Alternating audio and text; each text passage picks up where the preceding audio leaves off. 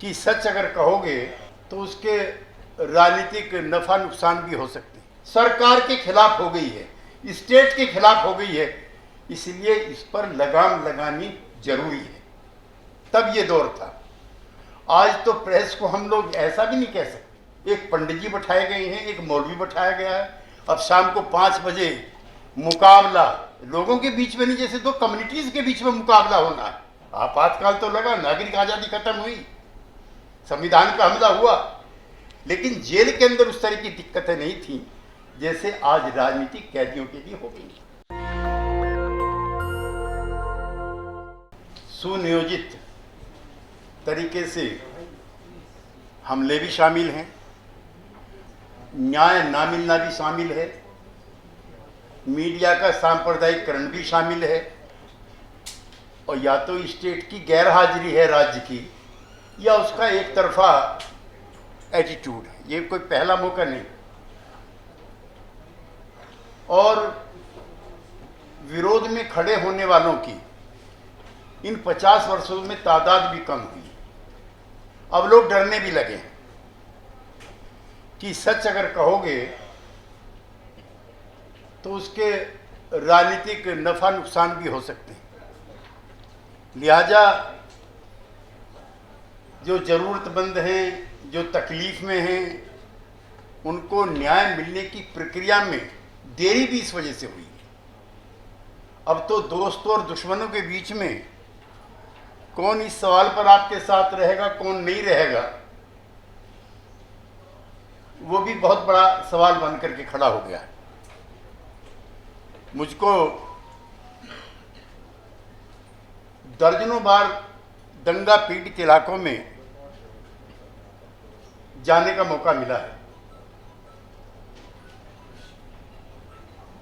और सब दंगों का कमोबेश उनका वर्ग चरित्र भी, उसमें हिस्सा लेने वाले लोगों के मंसूबे भी, उसमें मरने वालों की तादाद भी, उसमें हमला करने वालों की तादाद भी, ये नमूने कमोबेश एक जैसे हैं। उसमें बहुत कम तब्दीली आई। सरकारें किसी की हों,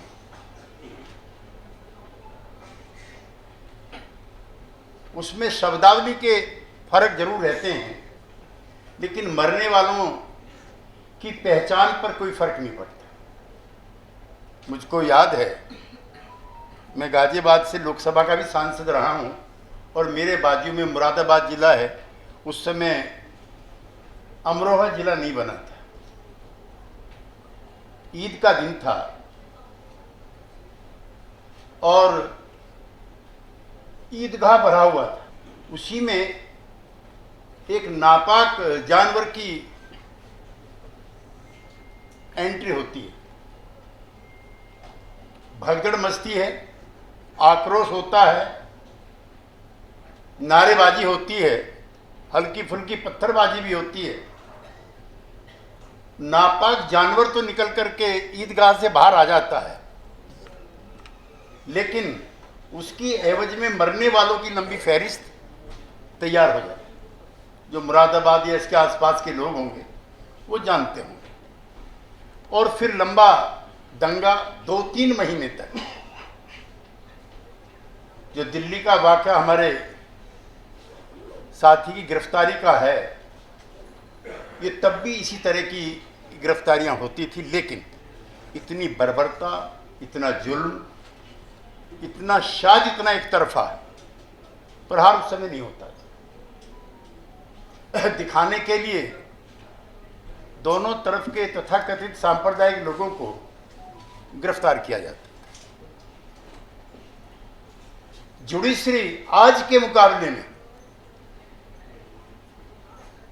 स्वतंत्र थी, लेकिन उस पर भी नकेल लगाई जाए उसके प्रयास होते रहते थे। बस सिर्फ एक चीज इंडिपेंडेंट थी, वो था उस समय का मीडिया।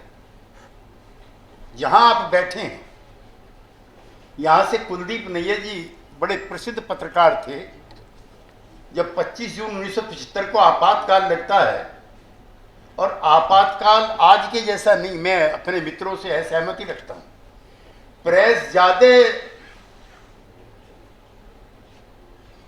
खुल करके सत्ता प्रतिष्ठानों के खिलाफ हो गई है, सरकार के खिलाफ हो गई है, स्टेट के खिलाफ हो गई है।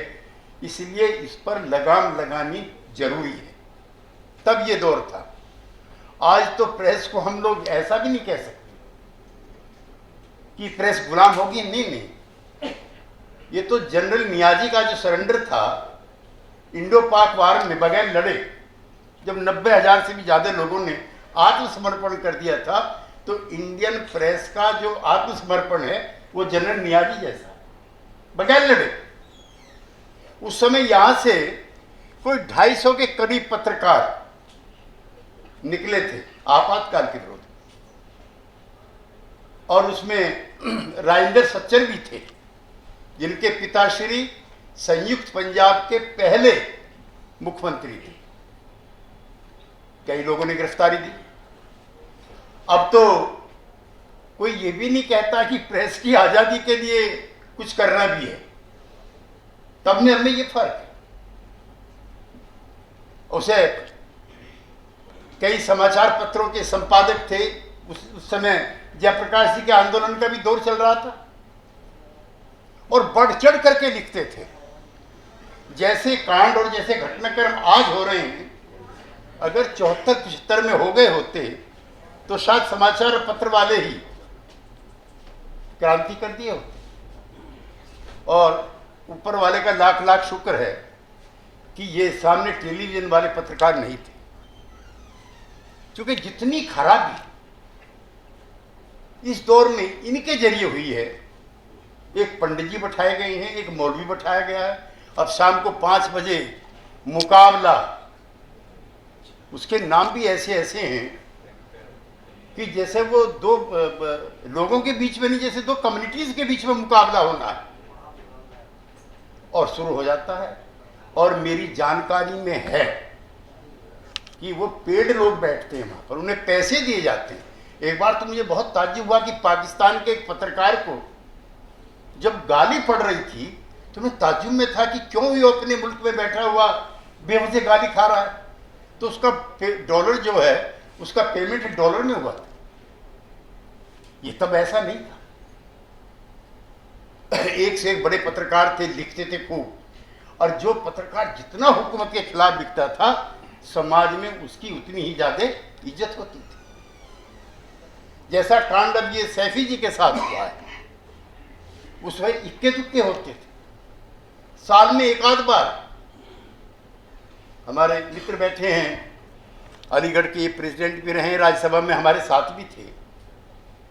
अगर कोई नौजवान नेता गलती से गिरफ्तारी में आ गया, कैंपस में शांति नहीं होती थी, महीनों महीनों कैंपस बंद रहते थे। खबरदार अगर पुलिस घुस जाए कैंपस में। अब तो कैंपस के अंदर भी, हॉस्टल के अंदर जाकर के पकड़ करके लाते हैं। और माफ करना, हम लोग शांत रहते हैं। प्रतिक्रियाएं, रिएक्शंस, प्रतिरोध, रेजिस्टेंस लगभग कम हो गया है। तो ऐसे हालात में जिन साथियों ने प्रयास किया है हम साथियों को इकट्ठा करने का, हम उनका समर्थन भी करते हैं, उनको धन्यवाद भी देते हैं। लेकिन जितना हम एक्सप्रेस कर रहे हैं, स्थिति उससे ज्यादा खराब है। और 1947 में मैं बहुत जिम्मेदारी के साथ कहना चाहता हूं, ऐसा माहौल नहीं था जैसा आज है। मैं पश्चिम यूपी का रहने वाला हूं।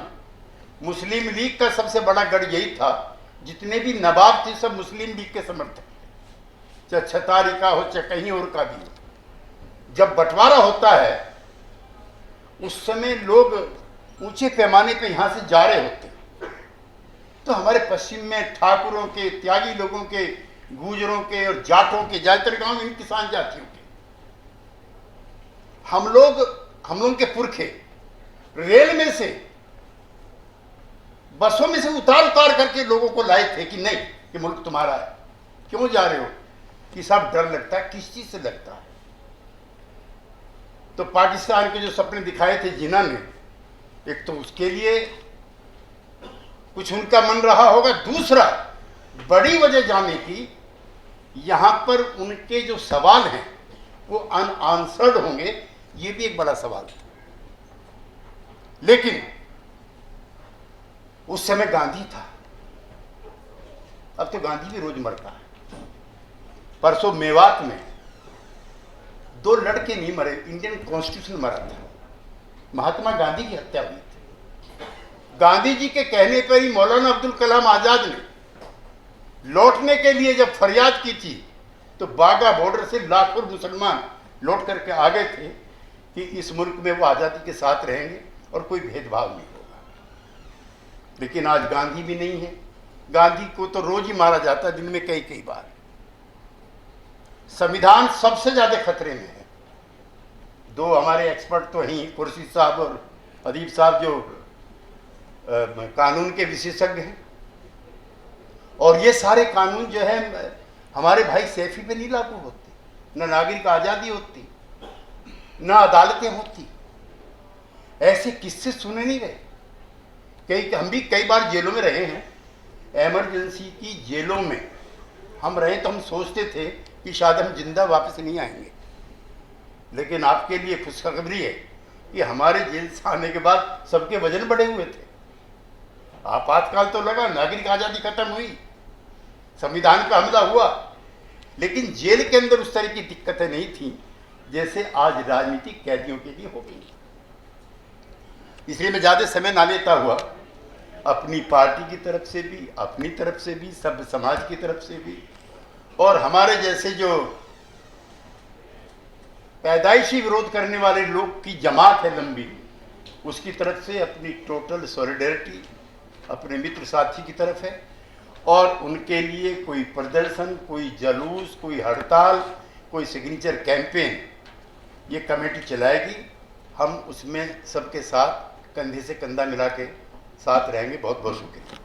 नेशनल दस्तक की आपसे गुजारिश है कि अगर इसको बचाना चाहते हैं तो नेशनल दस्तक को सब्सक्राइब करने के लिए रेड कलर के सब्सक्राइब बटन को दबाएं, फिर बेल आइकन की घंटी दबाएं। नेशनल दस्तक को बचाने के लिए बहुत जरूरी है कि हर खबर को शेयर करें, लाइक करें, कमेंट जरूर करें।